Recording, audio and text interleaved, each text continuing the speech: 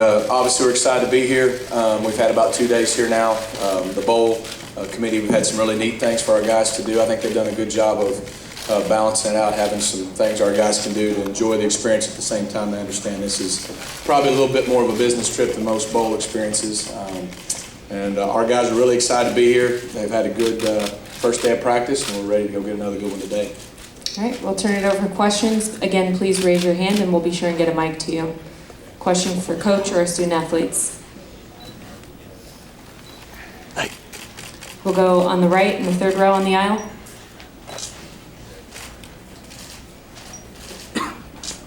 Rhett, Coach Pruitt was in there. This is for you and for Reese and Nick as well. Coach Pruitt was in there earlier, kind of smiled and said, everyone knows they're going to run it, but they do it anyway. No one's been able to stop it.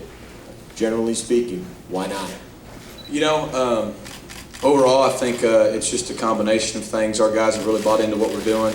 Reese and these guys up front have done a really good job. JB Grimes has done a fantastic job with our offensive line of, just covering up at least the down guys and giving Nick and Trey and Corey and Cam and those guys at least a chance to get started. I don't know. I can't explain it. We just, our guys have bought in.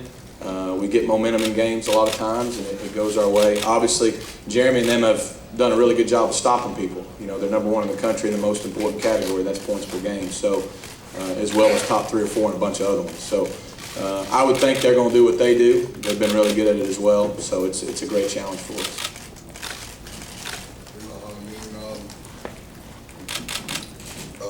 What was the question? People know you're going to run it. Why can't we stop it?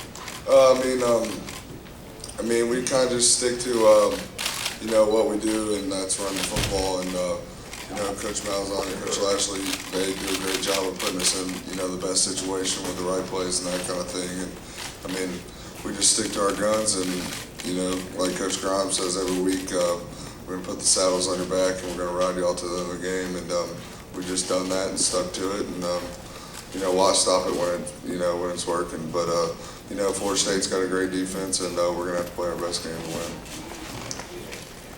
That's just something we take pride in, running the football. It's just something we do. We just like Coach Lashlee and Coach Malzahn tell us, we're gonna run the football out of them until they stop it. So we just gonna go out there and keep doing what we're doing this whole year, and then just hope we come out with this win. We'll go back on the right on the aisle. This is for Reese and Nick. Given how you've won several of your games this season, people have begun to refer to it as lucky. How do you feel about that when they use that word to describe wins by you guys? Deep down inside, I don't think, we look at it as luck. We went out, and I think we rushed for nearly 300 yards against Georgia and Alabama that were, not giving up that much at all. I think Alabama was number 1 in rush defense, and Georgia was up there too. And we know deep down inside why we win games. And if it happens like it happens at the end of the game, then oh well. We're just trying to win football games. All that matters at the end is a W. You really can't just say that as a regular. At the end of the game, the coaches always tell us in the fourth quarter that we're gonna find a way to win the game, and so that's what we've been doing from since day one. That we're gonna find a way to win the game when it comes down to it. We'll go in the middle on the left aisle. Reese, this is for you. Timmy Jernigan was in here earlier saying that he feels like his matchup against you is one of the key matchups because he said they have to really plug the middle to have any chance at stopping your run game. Do you relish that assignment of getting a hat on a hat and trying to move him?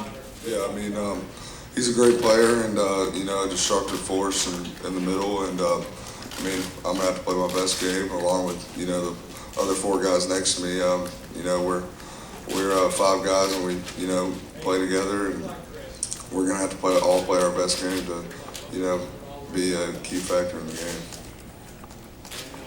We'll go to the left on the aisle. Coach Lashlee, this question is for you. You played under Coach Malzahn in high school in Arkansas. Talk about how you've seen Coach Malzahn develop from that time in Arkansas to Arkansas State up until now at Auburn. The core of who he is hadn't changed. He's a perfectionist, works extremely hard.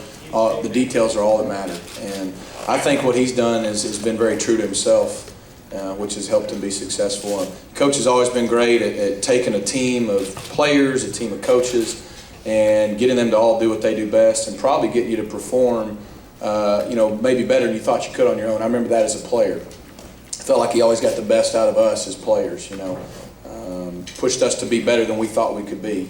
Your quarterback, I played quarterback for him. 9 to 10 wasn't acceptable. 9 to 10 is pretty good, but 9 to 10 wasn't acceptable. He's always pushing you to be the best you can be.